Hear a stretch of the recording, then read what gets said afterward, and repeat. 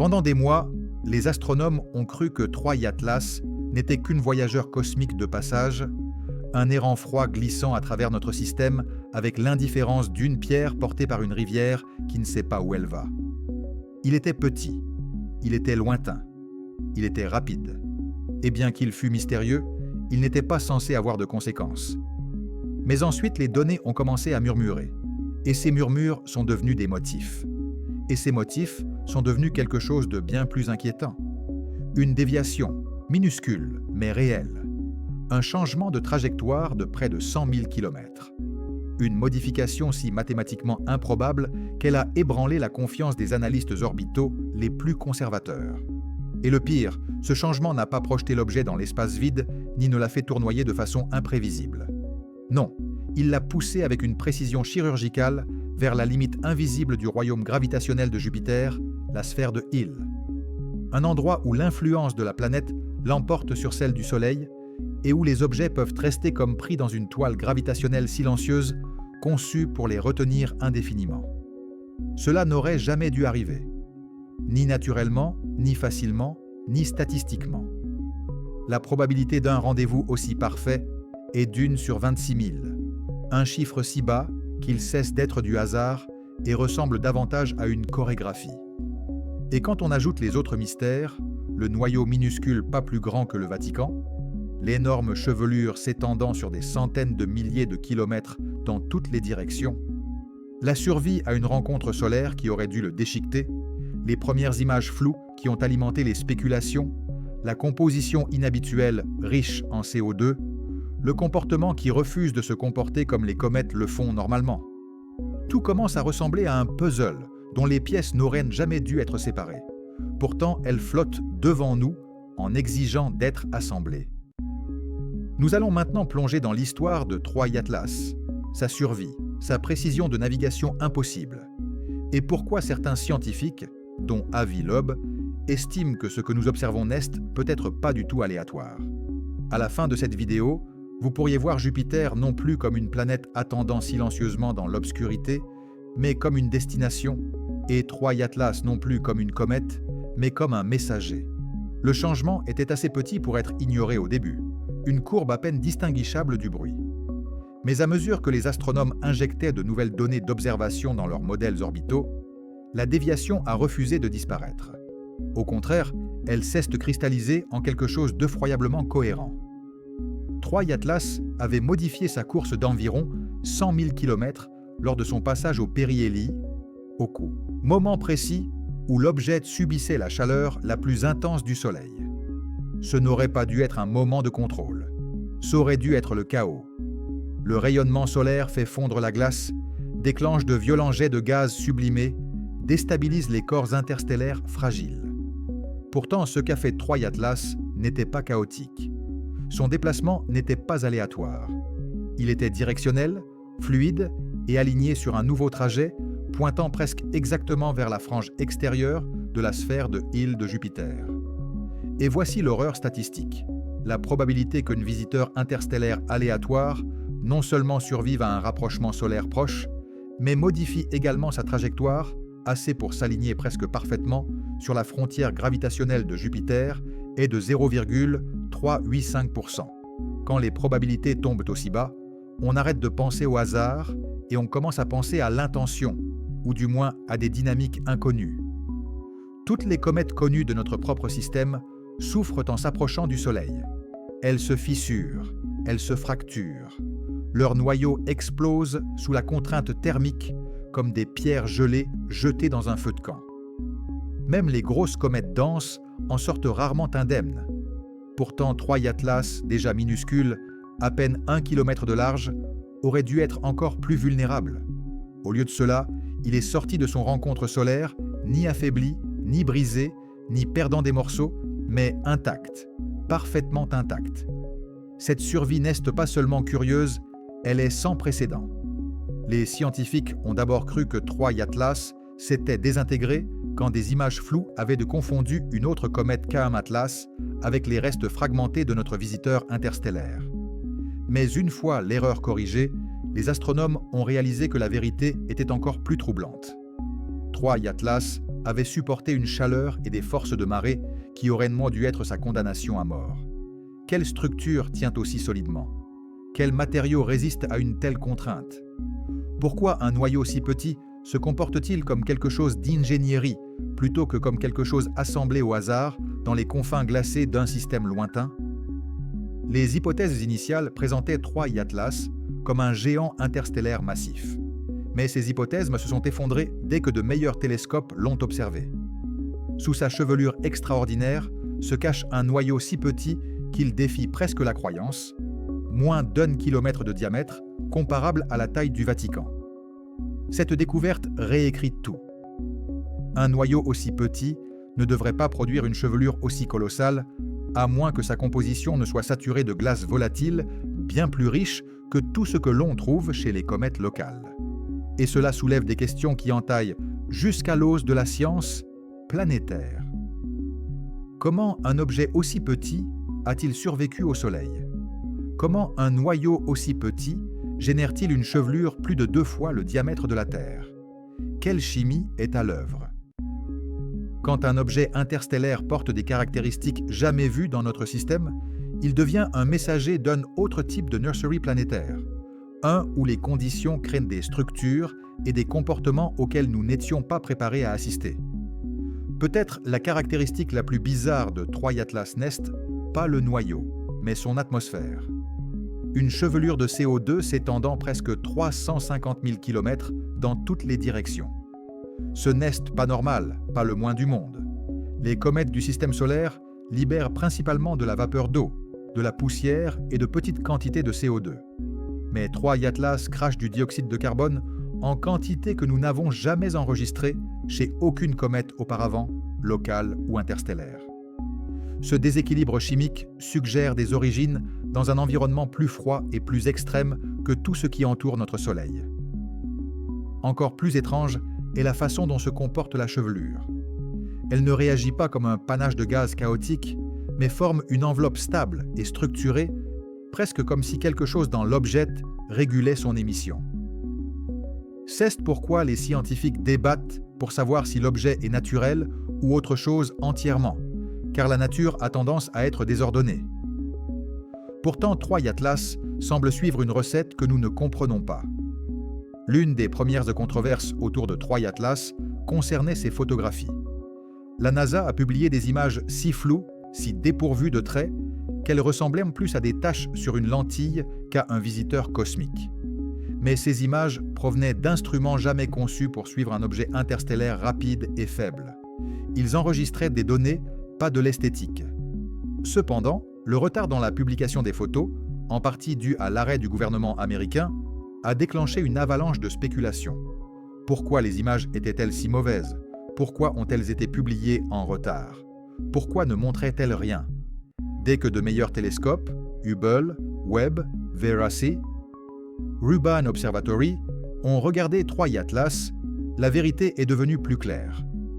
Le noyau était simplement trop petit pour être résolu nettement et la chevelure trop grande et diffuse pour offrir du contraste. Mais même sur des images haute résolution, il reste quelque chose de troublant. La queue de 3I Atlas ne ressemble à aucune queue cométaire que nous ayons cataloguée. Sa courbure, sa répartition de densité et son alignement avec le rayonnement solaire dévient du comportement attendu. Une queue qui refuse d'obéir à la physique n'est pas une queue, c'est un indice. 3I Atlas Nest, que le troisième objet interstellaire, a confirmé à entrer dans notre système solaire après Oumuamua et Borisov. Et comme ses prédécesseurs, il apporte plus de questions que de réponses. Borisov se comportait comme une comète, mais était exceptionnellement volatile. Oumuamua ne se comportait comme rien du tout, accélérant sans dégazage visible et tournant comme un éclat métallique aplati. 3I Atlas combine des traits des deux. Il possède la trajectoire hyperbolique d'une voyageur interstellaire, les bizarreries chimiques d'une comète étrangère et l'étrangeté dynamique d'un objet qui ne se conforme pas aux attentes naturelles. Quand on combine vitesse hyperbolique, capacité de survie, taille minuscule, chevelure massive et changement de trajectoire, on ne sent plus qu'on étudie une comète. On sent qu'on étudie une question.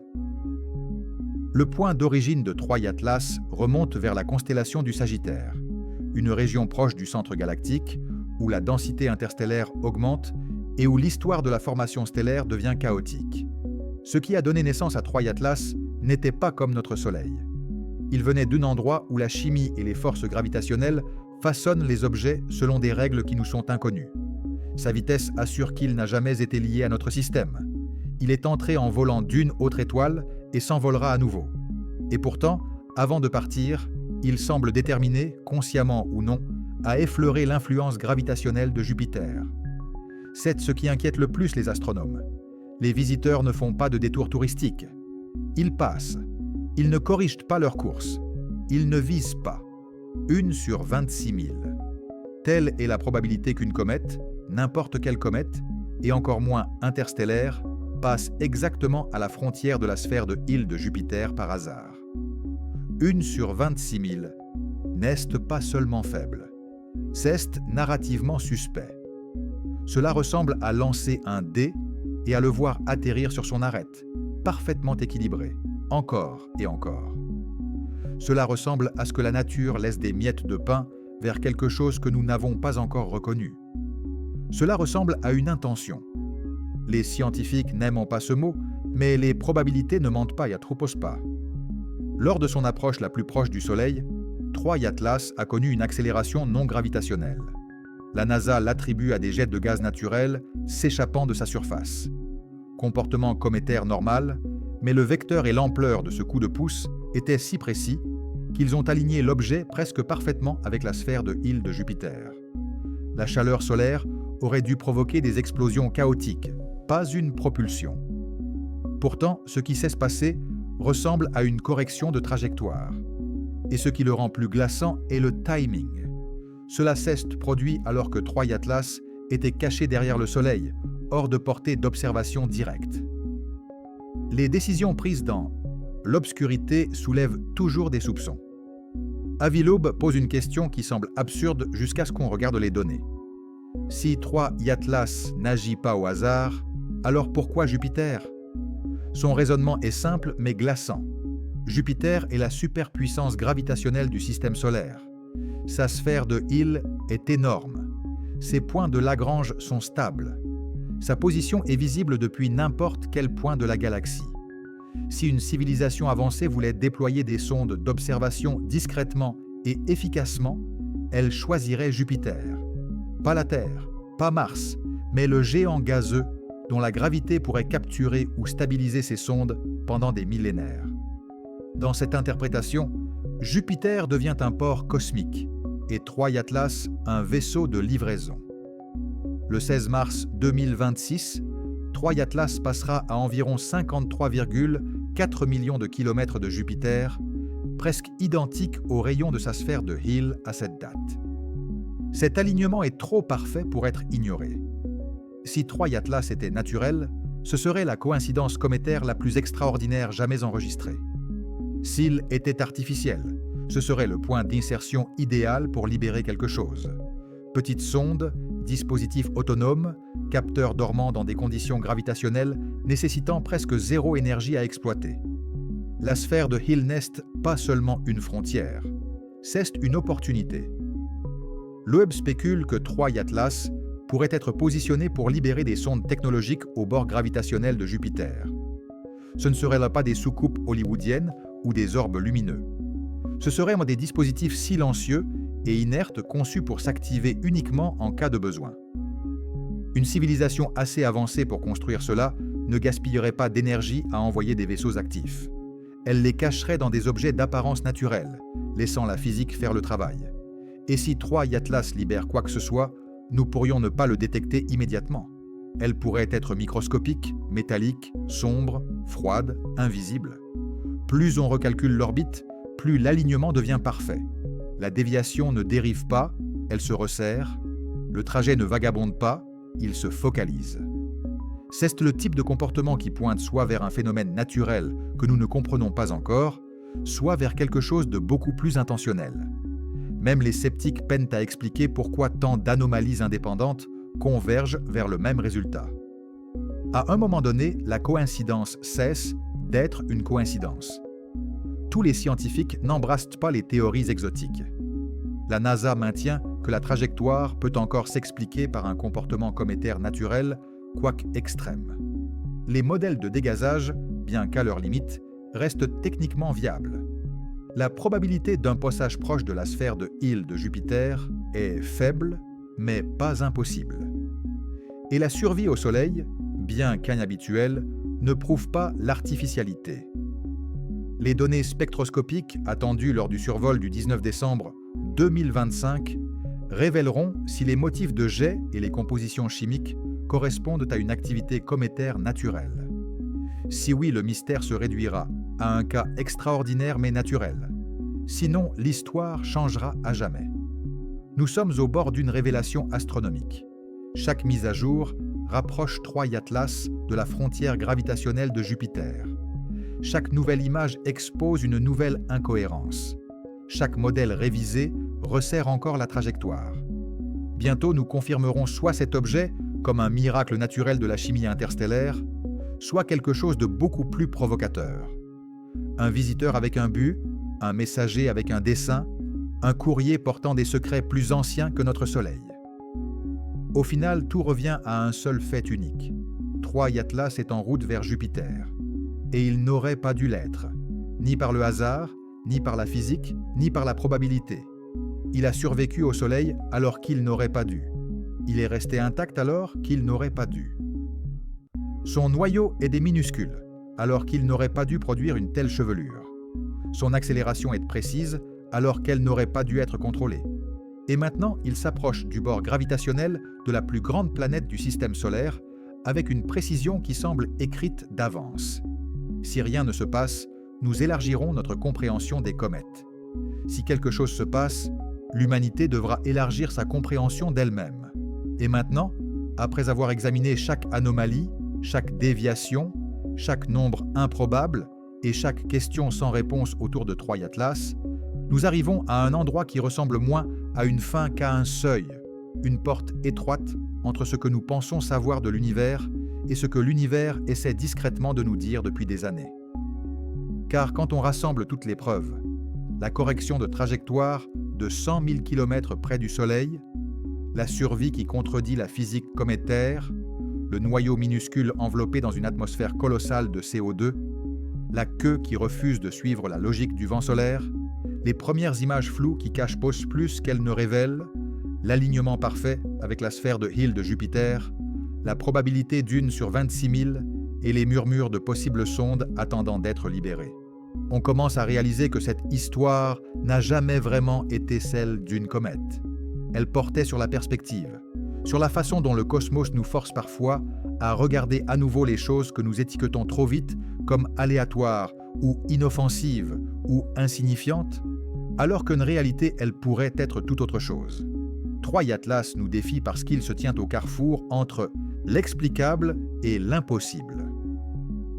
Les modèles de la NASA tiennent encore techniquement dans le domaine de la physique naturelle, mais seulement si tous les extrêmes se produisent en même temps. Sublimation extrême, coïncidence statistique extrême, survie extrême, composition chimique extrême, et à un moment donné, il faut se demander si empiler toutes les explications improbables sur la même tour fragile sert vraiment la vérité ou ne fait que protéger notre confort. Et de l'autre côté de cette tour se dresse une possibilité plus audacieuse, que Troy Atlas n'agit pas seul, que sa trajectoire, sa chimie, son accélération, voire son timing, pourrait appartenir à un plan plus ancien et plus délibéré que tout ce qu'a rencontré notre espèce. Nous n'avons pas besoin de sauter au fantasme de vaisseaux mers extraterrestres ou de machines conscientes pour reconnaître cette possibilité. Quelque chose de beaucoup plus simple suffit. Une sonde cachée dans un objet conçu pour imiter la nature, un messager passif dérivant pendant des siècles à travers l'espace interstellaire, un courrier silencieux qui ne s'active que lorsqu'un géant gravitationnel comme Jupiter entre dans son champ d'opportunité. Mais la vérité, c'est que, en ce moment précis, nous ne savons pas. Nous ne savons pas si Troy Atlas est simplement la comète la plus extraordinaire de l'histoire enregistrée ou un visiteur avec un but. Nous ne savons pas si son approche de Jupiter sera une coïncidence astronomique ou un rendez-vous cosmique. Nous ne savons pas si mars 2026 passera dans le calme ou si quelque chose restera dans le sillage gravitationnel de Jupiter. Quelque chose de petit, sombre, silencieux et patient.